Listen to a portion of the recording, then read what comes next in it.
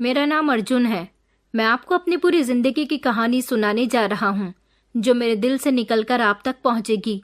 ये कहानी मेरे बचपन की मिट्टी से शुरू होती है और आज के इस मुकाम तक आती है।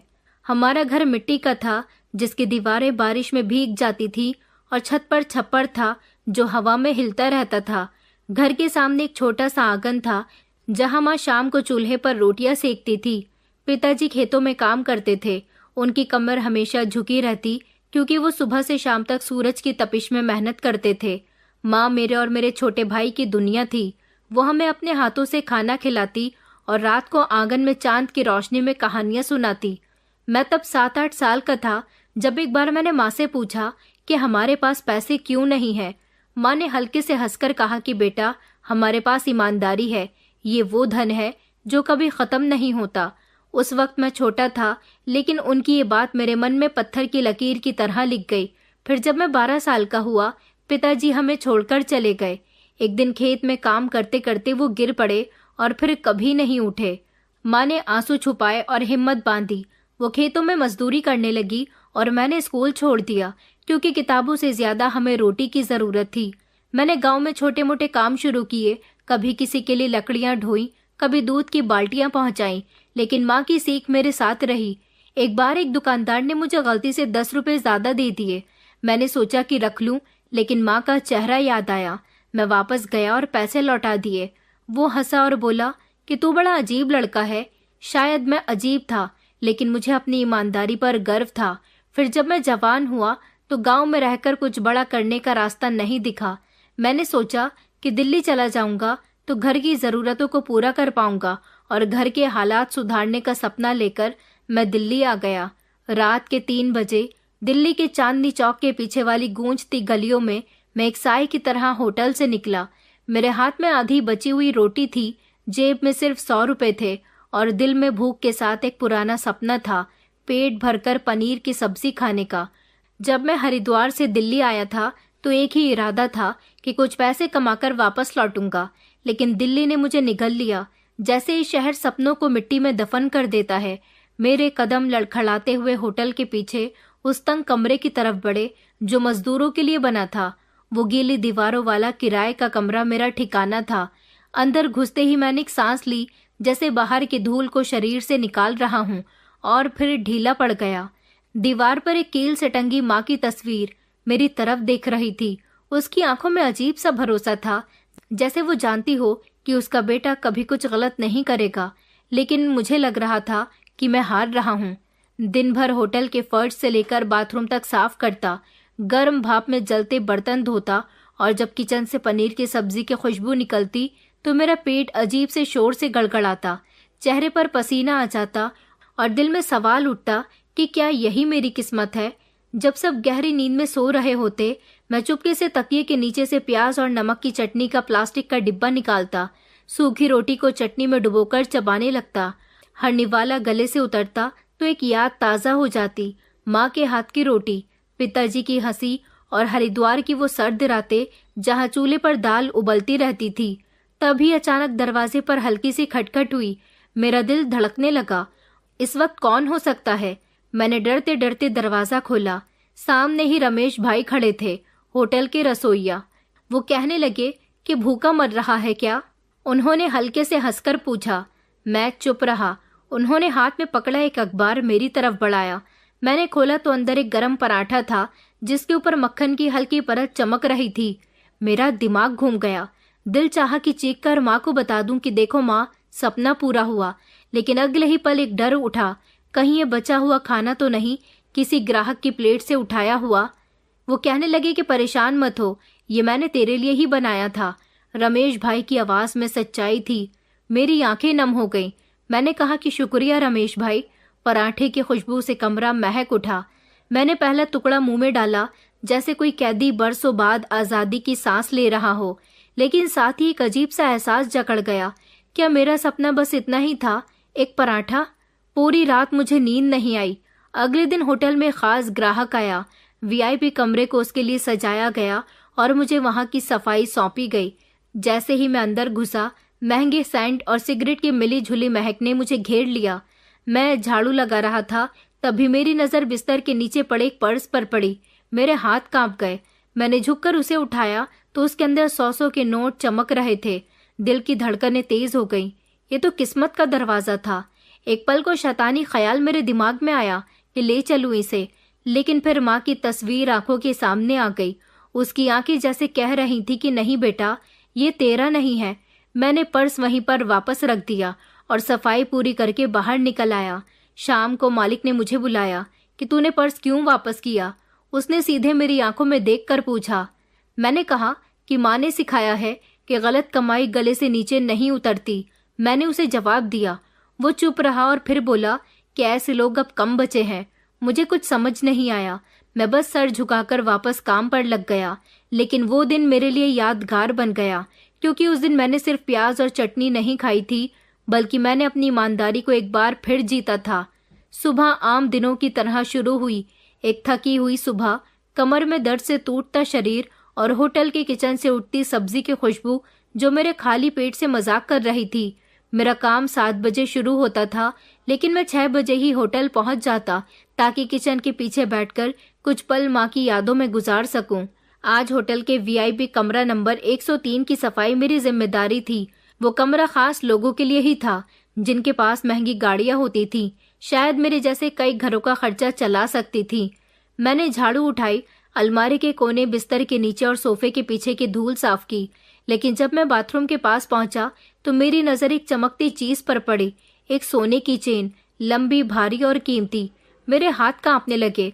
दिल एक पल को रुक सा गया था। कमरे की खामोशी बोझ बन गई थी। ये किसी ने भूल से छोड़ दी थी। दिल ने कहा कि ले जा इसे और बेचकर माँ के लिए दवाइयाँ खरीद, अपने लिए जूते ले। मेरे हाथ बेकाबू हो गए। सोने की ठंडक मेरी रूह तक उतर गई। एक पल को लगा कि जैसे मैं इस दुनिया से बाहर निकल आया हूँ, उस अंधेरे कमरे और चटनी वाली रोटी के दायरे से।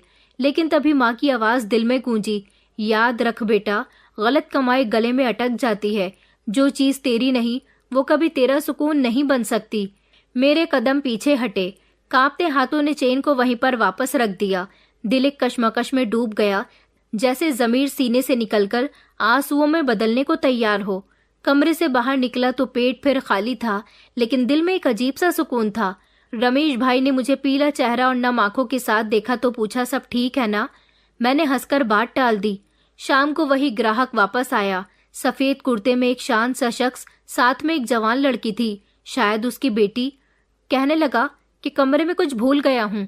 उसने नरमी से मुझसे पूछा। मैंने तुरंत बताया कि साहब, सफाई करते वक्त सोने की चेन मिली थी, लाकर दूं? उसने हैरानी से मेरी तरफ देखा, जैसे मैं कोई अजूबा हूँ। तुम्हारा नाम क्या है? उसने पूछा। अर्जुन, मैंने धीरे से कहा। ईमानदारी बड़ी चीज है, इसका सिला तुम्हें जरूर मिलेगा। उसके शब्द मेरे दिल में उतर गए। वो दोनों तो वहां से चले गए और मैं देर तक खड़ा सोचता रहा। अगर मैंने वो चेन रख ली होती तो शायद आज मेरा पेट भरा होता, लेकिन नींद नहीं आती। उस रात जब मैं कमरे में लौटा तो तकिए के नीचे एक छोटा सा लिफाफा मिला। हैरानी से खोला तो अंदर 500 रुपए का नोट और एक छोटी सी चिट्ठी थी। ईमानदारी का शुक्रिया। मैंने चिट्ठी को माँ की तस्वीर के पास दीवार पर लगा दिया और पैसे माँ की दवाइयों के लिए रख लिए। बारिश की वो रात कुछ अजीब थी। दिल्ली की सड़कें कीचड़ और पानी से भरी थी।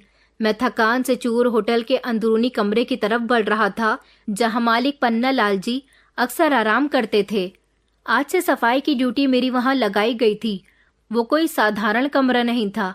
मखमली सोफा, तालवी और ऐसी खुशबू जैसे समय भी उसमें कैद हो। कमरे में घुसते ही दिल में एक बेचैनी उठी, जैसे कुछ होने वाला हो। फर्श पर झाड़ू देते हुए अचानक सोफे के पास एक भूरा बैग दिखा, सादा सा खाकी रंग का, जैसे व्यापारी लोग लेकर जाते हैं। दिल में घबराहट हुई। मैंने चारों तरफ नजर दौड़ाई। कमरा खाली था। खामोशी ऐसी कि दिल की धड़कनें भी शोर मचाने लगे। एक ख्याल आया कि देखूं तो सही, शायद कुछ जरूरी चीज हो। मेरी उंगलियों ने बैग की जिप पकड़ी। खोला तो अंदर जैसे खजाना छुपा हो। बहुत सारे नोट गड्डियों में बंधे हुए। मेरा दिल सीने से बाहर आने को बेताब हो गया। सांस लेना मुश्किल हो गया। आंखें फटी की फटी रह गईं। मैंने नोट नहीं गिने, लेकिन इतना समझ गया था कि इस बैग में मेरे कई सालों की कमाई थी। इतना पैसा कि माँ का इलाज करवा सकूं, भाई को पढ़ा लिखा सकूं, अपने लिए एक छोटा सा कमरा ले सकूं जहां छत न टपके। दिल ने कहा कि ले जा इसे, ये तेरी किस्मत का दरवाजा है, कोई नहीं देख रहा। लेकिन फिर अंदर से माँ की आवाज गूंजी, जो चीज तेरी नहीं वो कभी तेरा नसीब नहीं बन सकती। मेरे हाथ पैर कांपने लगे, माथे पर पसीना छूट गया, कमरे की दीवारें जैसे मुझ पर सिकुड़ने लगी। मैंने बैग को वहीं पर रखा, जिप बंद की और आंखें मूंदकर गहरी सांस ली। मैं कमरे से निकलने ही वाला था कि दरवाजे के पीछे एक साया दिखा। मैं चौंक गया। दरवाजा खुला तो पन्ना लाल जी थे, चेहरे पर हैरानी और शायद हल्की सी मुस्कान। सब ठीक है ना अर्जुन? उन्होंने नरमी से पूछा। मैंने सर झुकाकर कहा कि जी, कमरे की सफाई कर रहा था, बैग दिखा लेकिन मैंने हाथ नहीं लगाया। उन्होंने चुपचाप मुझे देखा और फिर बोले कि मैंने बैग वहां पर जानबूझकर रखवाया था, एक परीक्षा थी तुम्हारी। मेरे पैरों तले से जमीन खिसक गई। क्या? हाँ अर्जुन, होटल में कई बार चोरियां हुई थी। मैं देखना चाहता था कि किस पर भरोसा कर सकता हूँ। आज तूने मुझे हैरान कर दिया। मैं खामोश खड़ा रहा। दिल में तूफान उठ रहा था, खुशी भी थी, हैरानी भी, और कहीं भूख की एक नई चीख भी। क्योंकि सच तो ये था कि मैंने कुछ चुराया नहीं, लेकिन वो नोट अब भी मेरे सपनों में लहरा रहे थे। पन्ना लाल जी ने मेरे कंधे पर हाथ रखा कि तूने जो किया वो हर किसी के बस की बात नहीं, इसका सिला जरूर मिलेगा। मैंने सर हिलाया और कमरे से बाहर आ गया, लेकिन अंदर भूख अब भी चीख रही थी। बारिश के बाद की नमी ने होटल के पिछले आंगन में एक अजीब सी खामोशी फैला दी। दोपहर का वक्त था, भीड़ थी, हर कोई अपने काम में लगा हुआ था। ग्राहक आ रहे थे, जा रहे थे, प्लेटें धुल रही थी, बर्तन टकरा रहे थे। मैं हमेशा की तरह चुपचाप सफाई करता रहा, जैसे किसी ने मेरी जुबान छीन ली हो। मेरा शरीर मशीन बन चुका था और आत्मा बस सांस लेने का बहाना। कमरा नंबर 204 में एक अमीर ग्राहक ठहरा था, जो हमेशा महंगा खाना मंगवाता और आधा ही छोड़कर चला जाता। उस दिन भी वो खाना खाकर निकल गया। मेरे जिम्मे उसका कमरा साफ करना था। अंदर घुसा तो मेज पर एक प्लेट में दाल मखनी, पनीर की सब्जी और 2 नान पड़े थे। सिर्फ थोड़ा सा खाया गया था, बाकी सब वैसा ही था। मेरी आंखों के सामने अंधेरा छा गया, गले से खाली सांस निकली, हाथ मेज पर टिक गया। वो खाना मेरी तरफ देख रहा था, जैसे कह रहा हो, खा ले, कौन देख रहा है। मैंने दरवाजा बंद किया, कुंडी लगाई और मेज के पास बैठ गया। पहला निवाला गले से उतरा तो शरीर में जैसे जान आ गई। दूसरा निवाला, फिर तीसरा निवाला, लेकिन जैसे ही आखिरी निवाला लिया, दरवाजा पीछे से खुला। मेरी जान निकल गई। पन्ना लाल जी खड़े थे। उनकी आंखों में हैरानी नहीं थी, जैसे वो सब पहले से ही जानते हों। मैं तुरंत खड़ा हो गया, प्लेट से दूर हटा, लेकिन देर हो चुकी थी। वो धीरे से आगे बढ़े, कुर्सी खींचकर बैठे और जेब से एक मुड़ा हुआ कागज निकाला। बिना कुछ कहे उसे मेज पर रख दिया। मैंने नीची नजर से कागज उठाया। मेरे हाथ पैर कांपने लगे। ये वो कागज था जो नौकरी के पहले दिन मैंने साइन किया था। उसमें साफ लिखा था कि होटल की किसी भी चीज को निजी इस्तेमाल करना चोरी माना जाएगा। सजा 2 लाख का जुर्माना या कानूनी कार्रवाई। मेरी आंखों के सामने धुंध छा गई, दिल की धड़कनें बेकाबू हो गईं, जुबान लड़खड़ाने लगी। माफ कर दीजिए, मजबूरी थी, भूख बहुत लगी थी, मैंने कहा। उनके चेहरे पर कोई भाव नहीं आया, लेकिन उनकी खामोशी दर्दनाक थी। अर्जुन, मैं तुझे इज्जत देता रहा, तुझे अपने कीमती कमरों तक आने दिया, तुझ पर भरोसा किया, और तूने ये किया। मैंने नीचे देखा, शरीर पसीने से तर था, आंखें भीग चुकी थी। मैं पुलिस नहीं बुलाऊंगा, वो बोले, लेकिन तुझे मालूम होना चाहिए कि गलत कमाई सिर्फ पेट नहीं, जमीर को भी खा जाती है। तुझे एक मौका देता हूँ, फैसला तुझ पर है। 2 लाख का इंतजाम कर, या जो मैं कहूँ वो मान ले। मैंने चौंक कर उनकी तरफ देखा। क्या मतलब? कल शाम तक का वक्त है तेरे पास। अगर पैसे दे सकता हो तो ठीक है, वरना एक और रास्ता है जो तेरे लिए आसान नहीं होगा। मैं सुन खड़ा रहा, जबान गूंगी, दिमाग सुन। अब जा सकते हो, उन्होंने इशारा किया। मैं लड़खड़ाते कदमों से दरवाजे की तरफ बढ़ा। कमरे से निकला तो लगा जैसे दुनिया की हवा बदल गई हो। हर शख्स मुझे घूर रहा हो, हर दीवार मेरे खिलाफ हो गई हो। अपने कमरे में लौटा, दरवाजा बंद किया और माँ की तस्वीर के सामने बैठकर देर तक रोया। वो खाना जो पेट में था अब जहर लगने लगा। मैंने सोचा कि अगर मैंने ईमानदारी से सोने की चेन लौटा दी, बैग वापस रख दिया, तो आज ये बचा हुआ टुकड़ा मुझे क्यों इतना महंगा पड़ गया। लेकिन शायद ये वो टुकड़ा था जो जमीर के खिलाफ गले से उतरा था, और ऐसा टुकड़ा अक्सर सबसे कीमती सबक बन जाता है। सुबह की रोशनी जैसे मेरे चेहरे पर तमाचा मार रही थी। दिल चाहता था कि होटल ना जाऊं, लेकिन भागना मुमकिन नहीं था। मेरी रोजी, मेरी जिंदगी सब एक शख्स के हाथ में थी, वही शख्स जिसकी नजरों में मैं कल चोर बन चुका था। होटल पहुंचा तो माहौल पहले जैसा नहीं था। हर चीज बोझल थी, हर नजर शक से भरी, जैसे सबको पता हो कि मैंने कुछ गलत किया है। किचन में रमेश भाई ने नमस्ते किया, लेकिन उनकी आवाज में वो गर्म जोशी नहीं थी। मैं चुपचाप अपनी ड्यूटी पर लग गया। हाथ चल रहे थे, लेकिन दिमाग सुन था। दोपहर के करीब मुझे पन्ना लाल जी के कमरे में बुलाया गया। दिल धक धक कर रहा था। कमरे के दरवाजे पर पहुंचकर मैंने हल्की सी खटखट की। अंदर से आवाज आई, आ जाओ अर्जुन। दरवाजा खोलकर मैं अंदर घुसा। वो अपनी बड़ी मेज के पीछे बैठे हुए थे। चेहरे पर नरमी थी, लेकिन आंखों में वही परखती सकती। मैंने हिचकिचाते हुए हाथ जोड़े और सर झुका दिया। साहब, मैं बहुत शर्मिंदा हूँ, माफ कर दीजिए, मजबूरी थी, पेट की आग। उन्होंने हाथ उठाकर मुझे चुप करवा दिया। अर्जुन, मैं तेरी मजबूरी समझ सकता हूँ, लेकिन नियम नियम होता है, वो सबके लिए एक बराबर है। मेरी आंखों से आंसू बह निकले। तनख्वाह काट लीजिए, जितना चाहे, जैसे चाहे, बस पुलिस में मत दीजिए। मेरे लिए जेल मौत से बदतर होगी। माँ ये खबर सुनकर मर जाएगी। कमरे में खामोशी छा गई। फिर उन्होंने गहरी सांस ली और कुर्सी से सीधे बैठे। एक रास्ता है, वो बोले। मेरे कान खड़े हो गए। उम्मीद की एक नई किरण चमकी, लेकिन साथ ही डर भी था। एक शर्त, अगर मानो तो सब माफ। मैंने तुरंत सर हिलाया। कहिए साहब, जो भी होगा मैं मान लूंगा। उन्होंने कुछ पल मुझे देखा और फिर कहा कि मेरी बेटी से शादी कर ले। कमरे की जमीन जैसे मेरे पैरों तले से खिसक गई। दिल रुक गया, दिमाग सन्नाटे में डूब गया। मैं उनकी तरफ देखता रह गया, आंखें फटी हुई। क्या? मैंने मुश्किल से पूछा। हाँ अर्जुन, मेरी बेटी पढ़ी लिखी है, इज्जतदार है, लेकिन मैं उसके लिए एक ऐसा लड़का चाहता हूँ जो ईमानदार हो।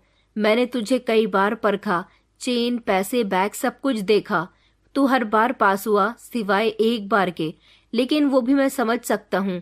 मैं सांस लेना भूल गया। कमरे की हवा भारी हो गई। मैं तुझे जेल नहीं भेजना चाहता। मैं चाहता हूँ कि तू मेरी बेटी का हमसफर बने। मेरे दिमाग में हंगामा मच गया। ये कैसा इंसाफ था? ये सजा थी या इनाम? साहब, मैं गरीब हूँ, सफाई करता हूँ, मैं आपकी बेटी के लायक नहीं। ये तू तय मत कर, ये मैं तय कर चुका हूँ। तुझे 2 दिन की मोहलत है, या तो 2 लाख रुपए वापस दे दे या शादी कर ले। कल रात 12 बजे तक जवाब दे। मैं कमरे से निकला तो पैरों में जान नहीं थी। दिल पर एक भारी पत्थर रखा था। मैं सड़कों पर बेमकसद भटकता रहा। माँ को फोन किया और सब कुछ बताया। वो खामोश हो गई। फिर धीरे से बोली कि अगर वो अच्छे लोग हैं तो शादी गलत नहीं, लेकिन फैसला तेरा है। कॉल बंद हुई तो कमरे की खामोशी ने एक नया रूप ले लिया। वक्त तेजी से खत्म हो रहा था। कल रात 12 बजे तक फैसला देना था और मैं अभी तक कुछ तय नहीं कर पाया था। दिल्ली की हवाएं उस दिन अजीब सी लग रही थी, जैसे शहर के कोने कोने में मेरा फैसला लिखा जा रहा हो। मेरे सामने मेज पर वही फोन रखा था जिससे कल रात माँ को सब कुछ बताया था। उसकी थकी हुई आवाज मेरे दिल से निकल नहीं रही थी। बेटा, ये कैसी परीक्षा है? हाँ माँ, उसने कहा, या तो शादी कर लो या 2 लाख जुर्माना दो। कल रात 12 बजे से पहले जवाब देना होगा। माँ की सांसों में घबराहट साफ सुनाई दे रही थी। फिर वो देर तक चुप रही और धीरे से बोली, तेरे पिताजी होते तो शायद कहते कि मर्द को अपनी पसंद से जीना चाहिए, लेकिन मेरी माँ कहती थी, हालात से कभी मत डर, बस जमीर को मत हारने दे। मेरी आंखें भीग गईं। माँ की बातें कभी सीधी नहीं होती, लेकिन उनमें अजीब सी रोशनी होती, ऐसी रोशनी जो अंधेरे में रास्ता दिखाती है। अगले दिन माँ ने अपने गहने बेचे, पिताजी की यादगार चूड़ियां और वो छोटा सा लॉकेट जो उनकी शादी में मिला था। हरिद्वार के एक पुराने सुनार ने उन्हें 50,000 में खरीदा। मेरे पास 50,000 थे और जरूरत थी 2 लाख की। मैंने नोटों की वो गड्डी हाथ में ली। ऐसा लगा जैसे वो किसी सांप की गर्दन हो। शरीर में ठंडी सिहरन दौड़ गई। क्या मैं वाकई वो बेटा था जो माँ के गहने बेचकर भी मुसीबत हल न कर सका? होटल लौटा तो पन्ना जी अपने दफ्तर में थे। मैंने कांपते हाथों से लिफाफा उनके सामने रखा। ये 50,000 हैं, अभी और का इंतजाम करूंगा। वक्त दे दीजिए, बस पुलिस में मत दीजिए। उन्होंने नोटों की तरफ देखा भी नहीं, कुर्सी की पीठ से टेक लगाकर मेरी आंखों में देखा। अर्जुन, तुझे वक्त दिया गया था फैसला करने के लिए। ये रकम अब बेकार है, या तो तू 2 लाख पूरा दे या शादी कर। रात 12 बजे के बाद मेरे पास कोई तीसरा रास्ता नहीं होगा। मेरे पैरों तले से जमीन कांपने लगी। मैं खामोश खड़ा रहा, वो खामोशी जो इंसान की आवाज छीन लेती है। मैं कमरे से निकला तो दिन का सूरज डूबने को था। दोस्तों से मदद मांगी, सबने बहाने बनाए। किसी की माँ बीमार है, किसी का धंधा खराब है, किसी की बीवी ने मना कर दिया। रात का अंधेरा गहरा गया। होटल लौटा तो दीवारों से भी जैसे वक्त टपक रहा था। हर घड़ी मुझे घूर रही थी, फैसला दो अर्जुन, फैसला दो। कमरे में आकर मैंने माँ की तस्वीर के सामने मोमबत्ती जलाई। उसकी रोशनी में उसकी आंखें कुछ और कह रही थी। माँ, अगर मैं शादी कर लूं तो क्या तुम शर्मिंदा होगी? तस्वीर ने जवाब नहीं दिया, लेकिन मेरे दिल में एक सुकून उतरने लगा। 12 बजने में अब कुछ ही पल बचे थे। मैंने ठंडी सांस ली, आईने में खुद को देखा।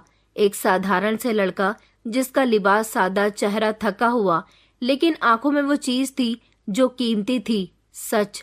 मैंने दरवाजा खोला और पन्नालाल जी के कमरे की तरफ बढ़ा। फैसला अब होना ही था। दफ्तर के सामने पहुंचा तो घड़ी ने 12 की पहली घंटी बजाई।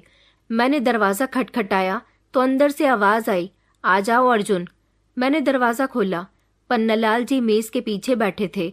उनके चेहरे पर न सख्ती थी न नरमी, बस इंतजार। मैं धीरे से चलता हुआ उनके सामने खड़ा हो गया। मेरी आवाज गायब थी, होंठ सूखे, दिल गले में अटका हुआ।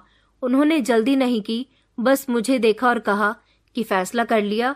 मैंने होंठ भींचकर सर हिलाया। उनके चेहरे पर पहली बार एक रोशनी दिखी, एक सुकून। उन्होंने कुर्सी से सीधा होकर कहा कि ठीक है, कल शादी होगी, तुझे बस तैयार रहना है। मैंने फिर से सर झुका दिया। शब्द मेरे गले में फंसे थे। पन्नालाल जी ने धीरे से कहा, अर्जुन, ये आसान फैसला नहीं था, जानता हूँ, लेकिन कभी कभी जिंदगी ऐसे रास्ते दिखाती है जो आम समझ से परे होते हैं। बस भरोसा रख।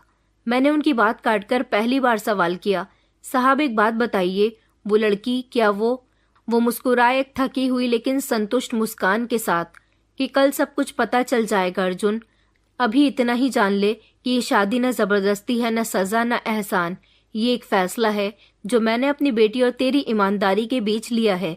मैं उनकी बात का मतलब नहीं समझ पाया, लेकिन उस वक्त और हिम्मत भी नहीं थी। चुपचाप उठा, दरवाजा खोला और बाहर आ गया। होटल की गलियारों में एक बार फिर खामोशी थी, लेकिन अब उस खामोशी में डर नहीं था, एक फैसला था और उस फैसले का इंतजार। सुबह की रोशनी होटल की खिड़कियों में झांक रही थी, जैसे अंदर का सच बाहर देखना चाहता हो। मैं अपने कमरे में आईने के सामने खड़ा था, सफेद कुर्ते पर हाथ फेर रहा था, जैसे मेरे शरीर का कपड़ा नहीं, कोई अजनबी पहचान हो। दिल की धड़कनें तेज थीं, जैसे अंदर कोई बच्चा हो जो अनजान जगह पर छोड़ दिया गया हो। पन्नालाल जी ने सब कुछ संभाला था। शादी के लिए होटल की ऊपरी मंजिल पर कुछ लोगों की मौजूदगी में सारी रस्मों रिवाजों के साथ मेरी शादी हुई। पंडित जी ने मंत्र पढ़े और फिर सब खत्म हो गया। मैं शादीशुदा हो चुका था। किसी ने हल्के से मेरा हाथ पकड़ा और पकड़कर मुझे साथ वाले कमरे की तरफ ले गया। वो कमरा जहां मेरी पत्नी मेरा इंतजार कर रही थी। पत्नी, ये शब्द मेरे लिए अभी भी अजनबी था। होटल के उस ऊपरी कमरे में रोशनी हल्की थी, पर्दे हवा के झोंकों से थोड़े थोड़े हिल रहे थे, जैसे खामोशी की सांसें ले रहे हों। दिल में अजीब सी हलचल थी, जैसे दिल और दिमाग किसी अनजान मुकाबले में उलझे हों। कदम अपने आप बढ़ रहे थे, लेकिन हर कदम पर डर और हैरानी मेरे वजूद को जकड़े हुए थे। मैंने दरवाजा खोला तो हाथ हल्के से कांप रहे थे। अंदर से एक नरम सी खुशबू आ रही थी, ऐसी खुशबू जो किसी महंगी सेंट की नहीं, बल्कि सादगी और शालीनता की थी। कमरे में घुसा तो पहला नजारा ही मेरे होश उड़ा देने के लिए काफी था। सामने वो बैठी थी, मेरी पत्नी नेहा। लाल चुनरी सर पर थी, आंखें नीची, चेहरा पूरा सुकून लिए हुए। उसकी आंखों के नीचे हल्की सी थकान की लकीर थी, लेकिन उनमें घबराहट नहीं थी, शांति थी। वो बहुत ही खूबसूरत थी, लेकिन वो खूबसूरती सिर्फ चेहरे की नहीं थी। उसके वजूद में एक अजीब सा पवित्र एहसास था, जैसे वो किसी दूसरी दुनिया से आई हो। हाथ पर हल्की मेहंदी, कलाइयों में पतली चूड़ियां और अंदाज ऐसा जैसे किसी राजकुमारी को जमीन पर उतारा गया हो। मैं दरवाजे पर सुन खड़ा रह गया।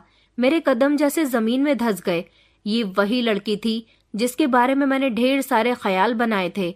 शायद बीमार होगी, शायद मजबूर, या शायद दुनिया से कटी हुई, लेकिन वो मेरे ख्यालों से कहीं ज्यादा साफ और शांत निकली। मेरी सांसें रुकने लगी। मैंने धीरे से आंखें बंद की, फिर खोली कि शायद ये सपना हो, लेकिन वो सच मेरे सामने था। वो धीरे से बोली, बैठ जाइए। उसकी आवाज में ऐसा सुकून था जैसे बारिश के बाद की शांत धरती। उसने न तंज किया, न सवाल उठाया, न शिकायत की, जैसे उसने मेरा अतीत देखा ही न हो, या देखा और माफ कर दिया हो। मैं धीरे से चलता हुआ कमरे के कोने में रखी कुर्सी पर बैठ गया। नजरें नीचे थी। दिल में एक नदामत थी, एक सवाल था, और शायद थोड़ा सा डर भी। आपको शायद मेरे बारे में बहुत से सवाल होंगे, मैंने उससे धीरे से कहा। उसने नजर उठाकर मेरी तरफ देखा और इतनी खामोशी से मुस्कुराई कि मेरे अंदर का हर डर खत्म हो गया। सवाल तब होते हैं जब शक हो, उसने कहा, और मुझे पता है कि ये रिश्ता हमारी मर्जी से नहीं हुआ। उसकी सच्चाई ने मेरे सीने में एक छोटा सा खंजर उतार दिया। वो बिल्कुल ठीक कह रही थी। ये रिश्ता ना मैंने चुना था ना उसने, ये किसी और का फैसला था, लेकिन हम दोनों अब इसकी हकीकत बन चुके थे।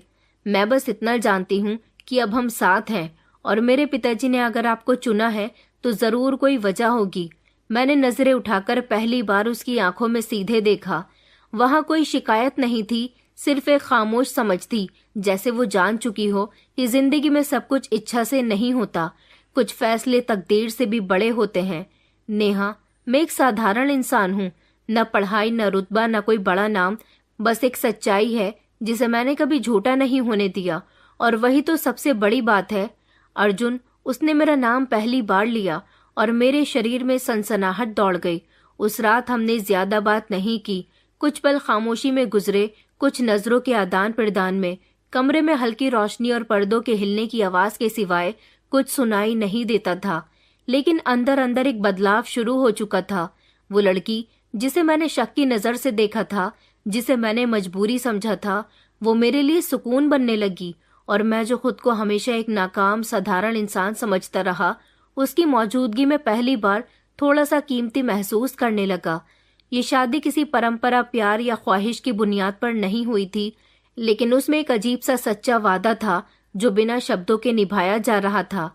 कमरे में बैठे बैठे मैंने दिल में ठान लिया कि चाहे ये रिश्ता जैसा भी हो, मैं इसे निभाऊंगा। उस लड़की के लिए जिसने बिना किसी शिकायत के मुझे अपनाया, और उसके पिता के लिए जिसने मेरी सच्चाई पर भरोसा किया। रात गुजरती रही, खामोशी अपनी चादर बिछाती रही, और मेरे दिल में पहली बार ये ख्याल जागा कि शायद मेरी जिंदगी में भी अब एक नया सूरज उगने वाला है। होटल की गलियारों में मेरा चलना पहले जैसा नहीं रहा। वही जमीन, वही दीवारें, वही खुशबुएं, लेकिन अब नजरें बदल चुकी थी। पहले जहां लोग मुझे सिर्फ एक सफाई करने वाले की नजर से देखते थे, अब वही लोग झुककर नमस्ते करते थे। मेरे हाथों से झाड़ू छूट चुका था, और अब उन हाथों में फाइलें, चाबियां और एक नई जिम्मेदारी आ चुकी थी। मैं होटल का मैनेजर बन गया था। ये बदलाव एक सपने की तरह था, और मैं हर पल उस सपने में जागता हुआ खड़ा था, हैरान, खामोश। शादी के एक हफ्ते बाद पन्नालाल जी ने मुझे दफ्तर में बुलाया। उन्होंने कुर्सी की पीठ से टेक लगाकर कहा, अर्जुन, अब तो सिर्फ मेरा दामाद नहीं, मेरा भरोसा भी है। मैं चाहता हूँ कि होटल का काम संभाले। मैं सुन रह गया। एक पल को लगा कि वो मजाक कर रहे हैं, लेकिन उनके चेहरे पर वही गंभीरता थी जो मेरे फैसले के वक्त भी दिखती थी। साहब, मुझे क्या आता है, मैंने तो कभी हिसाब किताब भी पूरा नहीं सीखा, मैंने कांपती आवाज में कहा। वो मुस्कुराए और कहने लगे कि जो शख्स खुद को सीखने वाला मानता है वही सब कुछ सीख लेता है, और जो सच बोलता है वही हर धंधे का असल मैनेजर होता है। उस दिन के बाद जिंदगी जैसा नया रास्ता ले गई। अब मैं रोज साफ सुथरा लिबास पहनता, दफ्तर वक्त पर पहुंचता, फाइलें देखता, कर्मचारियों से बात करता। रमेश भाई अब मेरे असिस्टेंट थे, लेकिन उनकी नजरों में वही पुरानी दोस्ती थी, अब उसमें इज्जत भी शामिल हो गई थी। सब कुछ बदल रहा था, लेकिन एक चीज वैसी ही थी, मेरी आजिजी, क्योंकि मैं जानता था कि जो कुछ मुझे मिला वो मेरे हुनर का सिला नहीं, ये कोई और बात थी, कोई ऐसा राज जो अभी तक मेरे सामने नहीं आया था। नेहा मेरी पत्नी, मेरी सबसे बड़ी ताकत बन चुकी थी। उसने कभी मेरी गरीबी पर तंज नहीं किया, न मेरी सादगी पर कोई बात उठाई। वो खामोशी से हर रोज मेरे कपड़े प्रेस करती, दोपहर को खाने का ध्यान रखती और रात को मेरे साथ वही पुरानी छत के नीचे सादी जिंदगी गुजारती, जैसे वो कभी बड़ी हवेली की बेटी थी ही नहीं। मैं अक्सर उसे देखता जब वो मेरे सामने बैठी होती। उसकी आंखों में सुकून होता, होठों पर मुस्कान, और उसकी खामोशी में एक हौसला था। कभी कभी रात को मैं उससे पूछता कि तुम्हें कभी अफसोस नहीं हुआ मुझ जैसे साधारण से इंसान से शादी करके? वो हल्के से मुस्कुराकर कहती कि कभी नहीं, मैंने आपको पसंद नहीं किया, पिताजी ने किया है। लेकिन अब मुझे जानकर खुशी होती है कि उनकी नजर कभी धोखा नहीं खाती। मैं चुप हो जाता। उसका भरोसा मेरे लिए नई हिम्मत बन जाता। दिल में एक सवाल बार बार गूंजता कि ऐसा भी क्या था मुझ में जिसने पन्नालाल जी जैसे अनुभवी शख्स को ये सब देने पर मजबूर कर दिया। क्यों उन्होंने मुझे न सिर्फ अपना दामाद बनाया बल्कि अपने धंधे का वारिस भी? आखिर ऐसा क्या था जो मैं खुद नहीं जानता? एक दिन मैंने तय किया कि इस सवाल का जवाब ढूंढकर रहूंगा।